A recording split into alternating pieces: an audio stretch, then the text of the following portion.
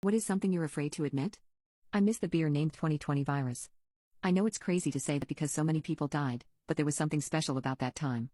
I can remember the day everything shut down, March 13, 2020. I was in my sophomore year of high school and I was desperate to go home. I didn't know anything about the virus that day, but the nervous chatter of my classmates quickly introduced the virus to me. I didn't think it was that big of a deal until rumors of having an early dismissal that day. That's when they told us. Our teachers passed out papers that explained the risk of the virus and said we'd be having a week break. They fully expected us back the week after and wanted us to do our work as usual. When we left that day, I was the happiest I'd ever been. I just started dating a new boy, and we left with the promise that we'd see each other in a week. I was wrong. But I'm happy about it. During the lockdown, while everyone was complaining about having a hard time concentrating at home or lacking social connections, I found myself thriving in a way I never did before. The thing is that I've always had horrible social anxiety when I was in school.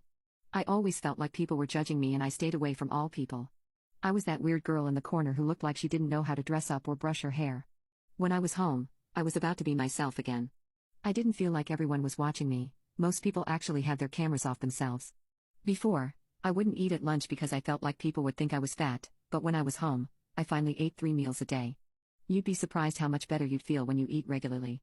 I also made more friends than I ever did before. Now, I didn't have to rely on social cues and find when was the right time to add myself to the conversation. Now, it was time for group chats.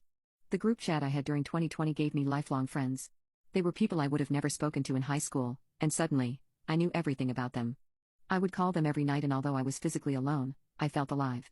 There's something special about sitting in your comfiest PJs and clicking into a Zoom call.